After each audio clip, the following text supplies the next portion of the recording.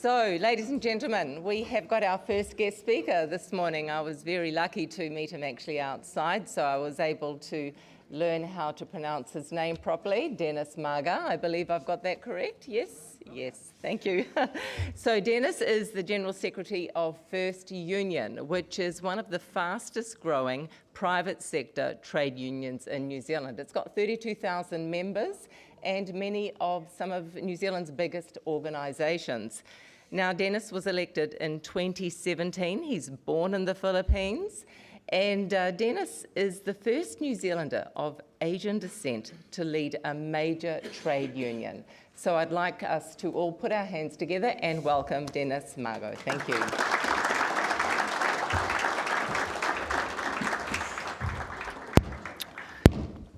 Thank you for that wonderful introduction, Tanya.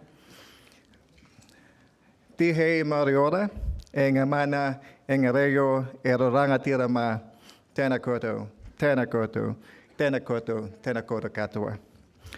Behold the bread of life to all authorities, all voices, to the many leaders gathered here, greetings, greetings, greetings to everyone. To all authorities, led by Deputy Prime Minister Winston Peters, members of Parliament of New Zealand First, Board of Directors of New Zealand First, led by the party president, Julian Poole. Thank you for giving me this opportunity. I'm honored by the privilege of addressing this delegation of 250 members of New Zealand First. I stand before this gathering with gratitude and enthusiasm to share my thoughts and ideas. As you can hear from my Filipino accent, I moved to this country 18 years ago. I'm one of those immigrants who dream of having a better life. I love the sounds of Middle Earth and look for the habits but found none. Look, my first job in New Zealand was a union organizer for migrant workers under the banner of New Zealand Council of Trade Union. I love this job because you have the ability to empower the powerless and bargain for meaningful pay, terms, and conditions for workers. Throughout the years, I have followed New Zealand First's position on immigration and workplace relations. And I have to be honest, some of my friends ask me, why bother? New Zealand First is an anti-immigrant party. However, I also have friends and advocates who joined New Zealand First.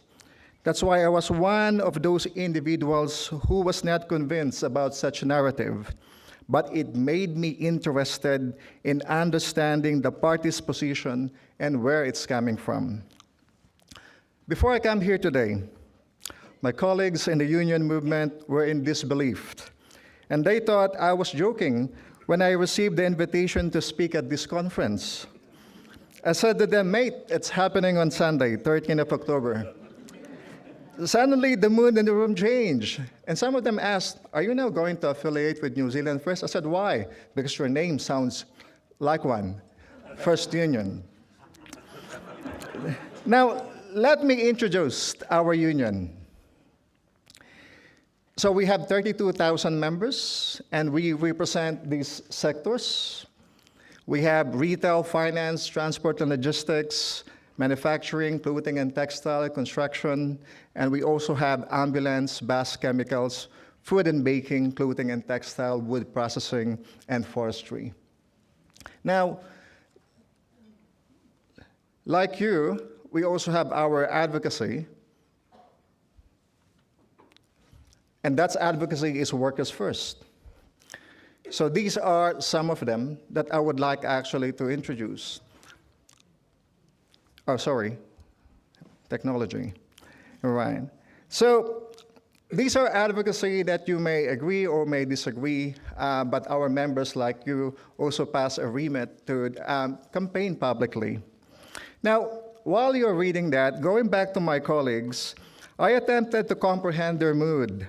It was encouraging to see that one political party in the coalition government was open to listening and collaborating with our union, while the other two parties chose to disregard its presence and existence. Now, First Union, by the way, is an independent union. We are not affiliated to any political parties. We received a lot of invitation.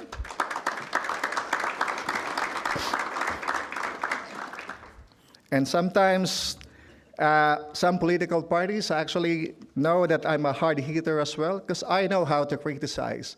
And I know how to say, actually, congratulations for passing legislation. For First Union, political party affiliation is a barrier to advancing the interests of our members. Thus, identifying common ground with different political parties is crucial. In this regard, we have examined the coalition agreement and the values of New Zealand First, and we acknowledge several of the party's aims. I'd like to review some of these shared policy concerns before providing our union's perspective on the single greatest threat to workplace rights in our country, recent history, Brooke Van Velden's Uber contracting bill. But let's start with the ambulance, the one at the bottom of the cliff. Yeah.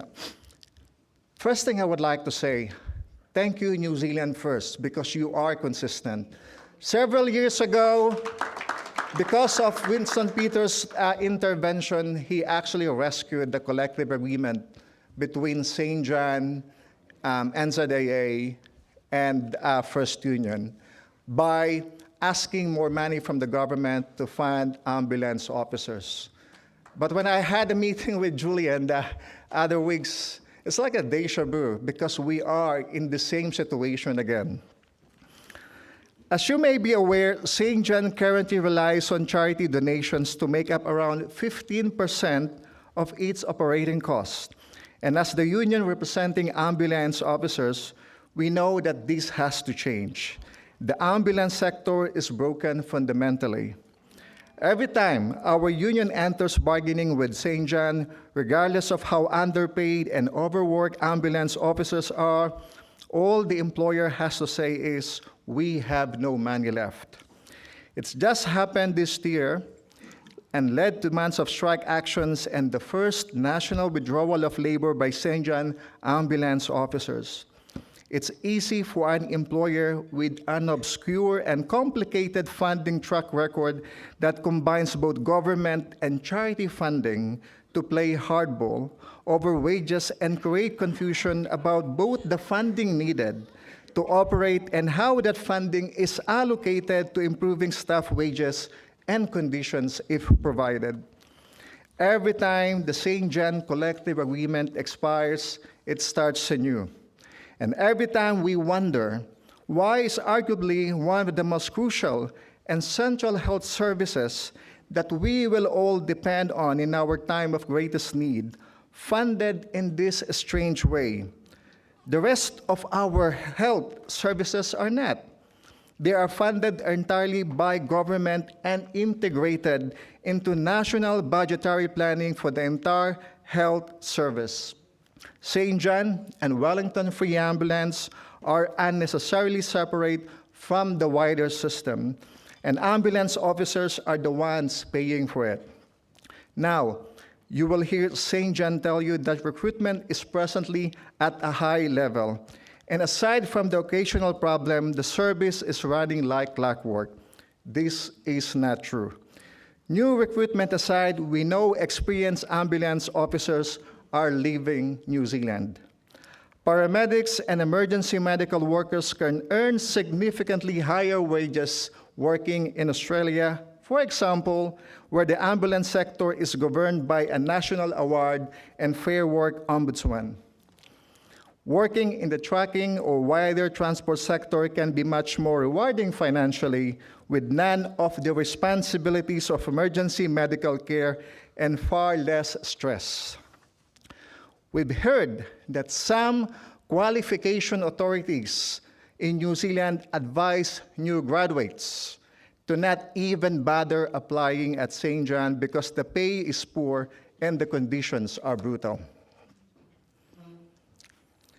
And we know that our members every day receive text messages from St. John asking people to cover shifts, start early, finish late, do more with less, create miracles from their exhaustion. It's not sustainable. And only full government funding of the service can ensure that the service is fit to meet patients' expectations and ambulance officers aren't driven to absolute misery by the constant fight for better wages and conditions with an employer who, frankly, does not seem to care about the reality on the ground. We don't care who runs the service. We don't care which politicians fully fund the service or which political parties have the guts and the brains to get this done for New Zealanders. We just need someone to do it and fix this broken system once and for all. New Zealand First Coalition Agreement pledge was heartening to read. And I know that St. John ambulance officers have put a lot of stock into it. They want to see this fulfilled, full funding. And we really hope that New Zealand First can be the driving force to get this done in government, or it will be left to the opposition parties to campaign on during next election. I urge you, as politicians and party members, to drive this change, to be the ones with the courage and the vision to see this through and ensure that our emergency health service is resilient, funding for what it needs, and becoming an ambulance officer in New Zealand becomes more attractive and more rewarding. It is one of the toughest jobs imaginable. The next one I would like also to focus on is this. We agree with New Zealand First. It's about time to lower inflation and grow the economy to ease the cost of living and create better paying jobs. And if I remember my former boss from the NZCTU, he said this to us several times, that we are not going to build a successful economy with low-wage strategies. We want New Zealanders to stay in the country. We want them actually to succeed. We want them to be part of this successful society. We also commend New Zealand First for their immigration policies and even actually their stand on immigration to review the AEWB. Improve the AEWB to focus the immigration system on attracting the workers and skills New Zealand needs. Ensure Immigration New Zealand is engaged in proper risk management and verification to ensure migrants are filling genuine workforce needs. Commit to enforcement and action to ensure those found responsible for the abuse of migrant workers face appropriate consequences. However, we are concerned that the government is committed to removing the minimum wage threshold. Immigration New Zealand might introduce a policy that employers can easily access migrant workers as long as they pay 10% above the minimum wage or the market rate, whichever is higher. This signals to us that we are heading back to the time of Janki when employers could easily access migrant workers as long as there is a labor market shortage. This practice paved the way for employers to access cheap and exploited labor in New Zealand, and instead of creating better paying jobs for all workers. I remember one time I sat down with one of my friends, and his name is Louis Cabo. We've been actually discussing about New Zealand First position on immigration. And he said to me that yes, migrants are welcome, but we need to talk about infrastructure. At that time, I'm trying to understand that such position, but come in 2014, I remember when the government opened New Zealand for builders to build houses in New Zealand, one thing we forgot, we invited migrants to come over here to build houses, but we did not prepare New Zealand to provide houses for them. Have you seen a 3-bedroom house occupied by 10 Filipino builders? It's rubbish. It is really disgusting. And this is something that we've been telling New Zealand, especially Immigration New Zealand, that you need to have a strategic planning. You don't simply open up the gate and you don't plan, because we have to look after these people, because any exploitation about New Zealand, okay, and any exploitation happening in this country, it has a reputational damage. We pride ourselves, especially when I attend International Labor Conference, United Nations Conference, that we have one of the best immigration policy in this country, and that is family reunification. But we are not proud every time we hear exploitation in the country. And that is also why we need some sort of legislations, such as wage theft, to punish those rogue employers who bring their own people and then exploit them, all right? And we also need a modern slavery legislation, but not the watered down, because I was part of that reference group trying to introduce a modern slavery legislation, but it's becoming a voluntary, which is not gonna work in this country. We need actually a proper legislation, and we urge New Zealand first to be a guiding force on that one. Now, I would like to focus on this in my speech. I'd now like to turn the main points of my speech, which is to urge New Zealand first to be the rational and principled party in this government and reject one of the most dangerous laws we've seen as a union since the Employment Contracts Act, Brooke Van Velden's and ACT Party's Contracting Law Reform Bill, which is designed to benefit multinational ride-sharing company, Uber.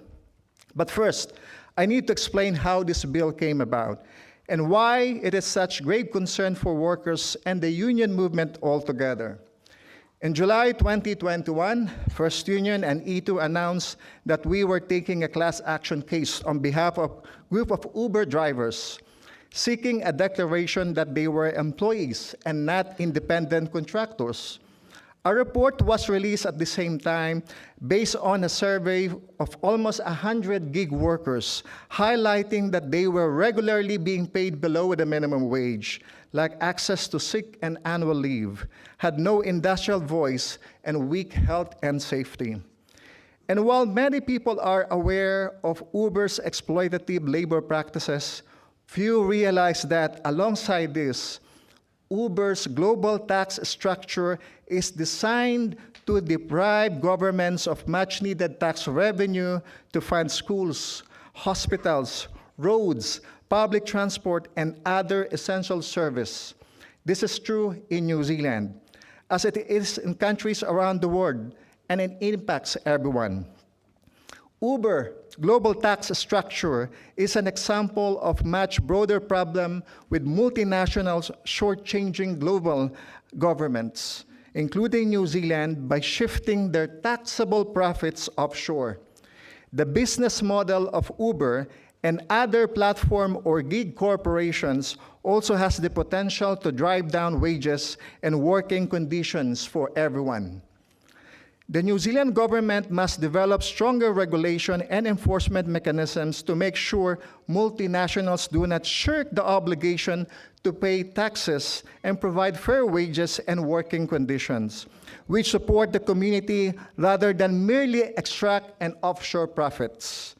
With international initiatives under negotiation to ensure that multinationals pay their fair share, there has never been a time for New Zealand to look at what can be done to ensure gig firms like Uber are paying their fair share.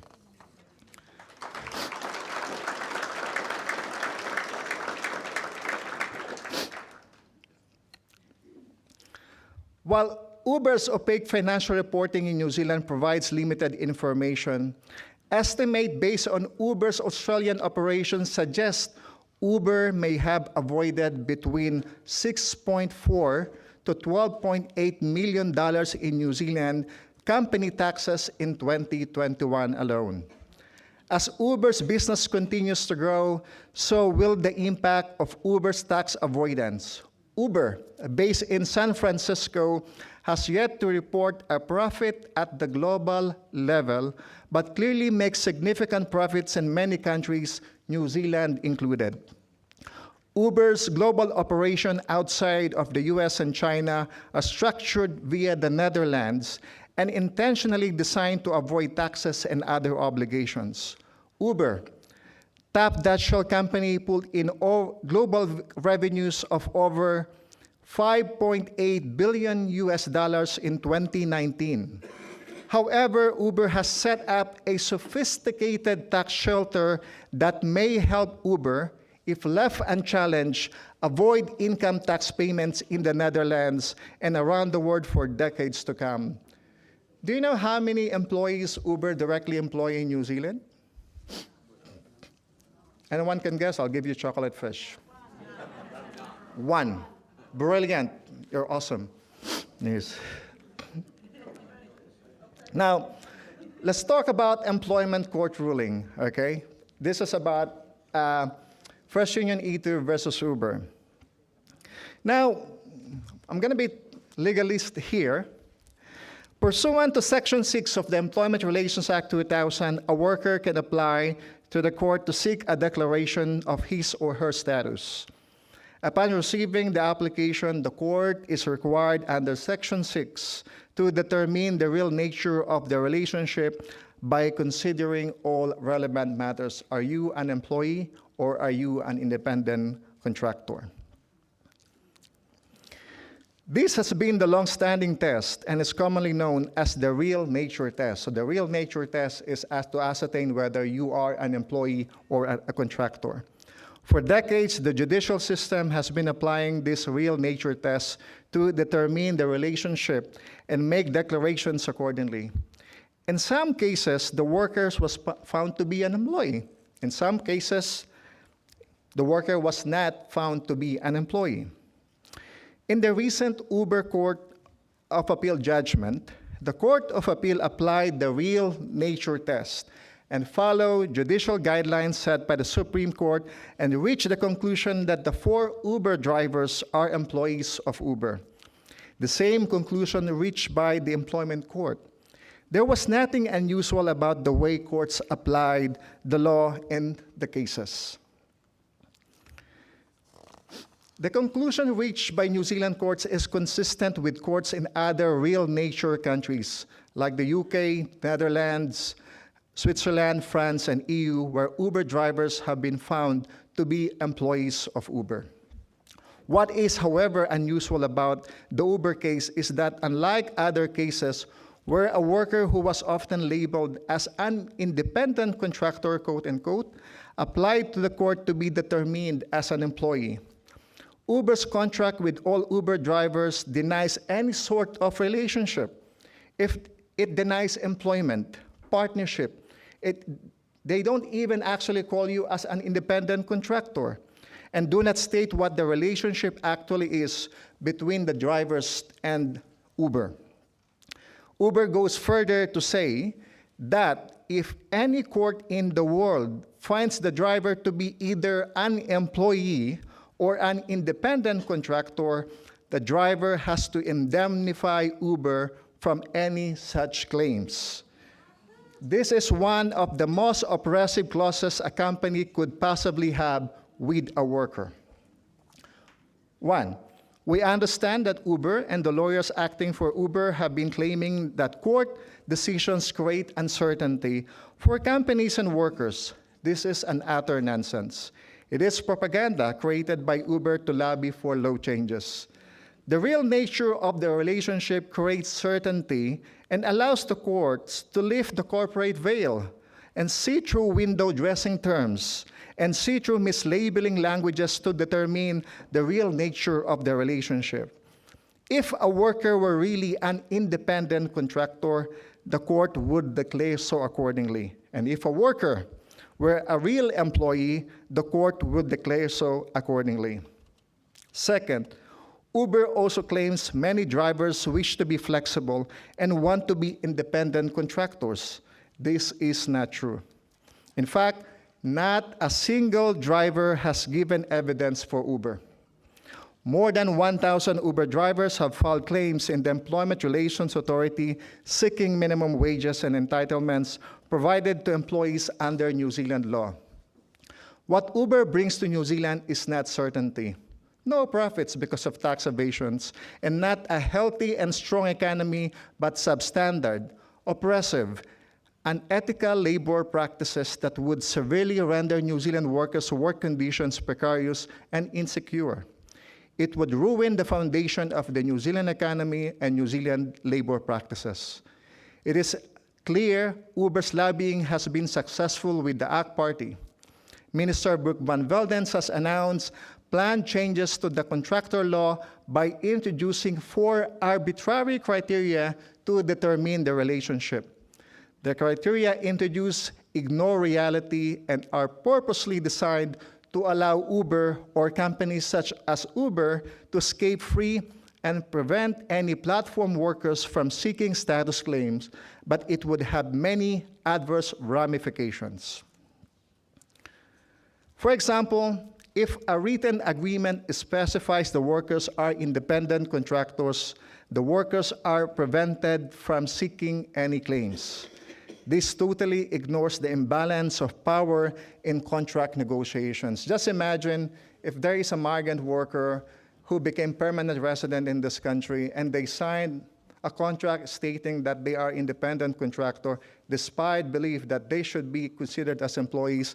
That's the end of it. They cannot challenge it because it's so expensive to challenge an independent contractor classification. You need to pay heaps of money for a lawyer to do so. In Uber's case, Uber creates and prepares all agreements and sends them to drivers on a take-it-or-leave-it basis. If a driver wishes to use the Uber app to earn an income, they must click accept of the terms on the app. There is no ability to negotiate the terms. Many migrant drivers could not even understand the legal issues in the agreements due to language barriers. The criteria proposed may also capture genuine casual employees and allow employers to casualize their workforce by labeling them all independent contractors. This kind of problematic and arbitrary law change will severely detriment New Zealand labor practices and the economy. While we argue that there is no need for any legislative changes, we recognize that there may be some classifications required to make the Section 6 real nature test better fits its purposes. We strongly recommend the government adopt the recommendation made by the Tripartite Working Group on Contractor Law Reforms. Its recommendations are consistent with the Court of Appeal definition of what a genuine contractor is. So 2 important criteria are, 1, a genuine contractor should have the ability to subcontract, okay? The second one, a genuine contractor should have the real ability to grow his or her own business and to add real value to his or her own business. Uber drivers are currently not able to achieve either, as found by the Court of Appeal. Uber prohibits them from subcontracting, and it is impossible for them to establish their own business, let alone grow or add any real value to their own business.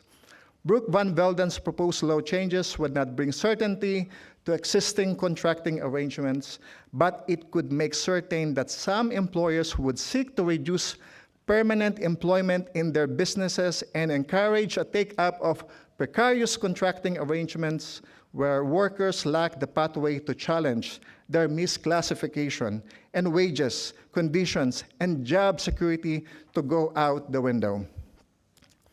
Now, this is going to be a challenge. I look at your New Zealand First Pillars, and I'm really impressed. New Zealand is meant to be a fair country, and we value egalitarianism and self-determination. Creating a means for overseas corporations like Uber to make exploitation of New Zealand workers easier is not answer to any problem, and it must not go ahead. Please, let New Zealand First live up to its values of being a party that calls out bullcrap and sees through a scam. See through what the ACT Party wants to do in reducing our national sovereignty and emboldening exploitative employers to milk New Zealand workers for all they worth with very little in return. Keep them honest. Keep them on their toes. Keep them governing for New Zealanders, not powerful corporations who flatter them to deceive and would happily pull the wool over Kiwis' eyes for the sake of a quick buck. Lastly, I would like to thank everyone. Thank you for giving me the opportunity to speak with you all today.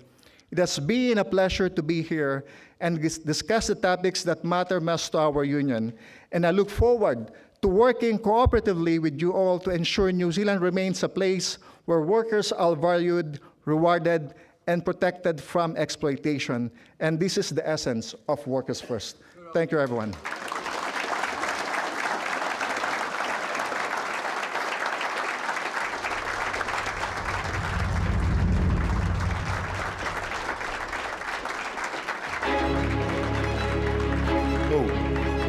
Thank you very much for that presentation, Dennis. So what's going to happen, team, we've got morning tea out in the reception area.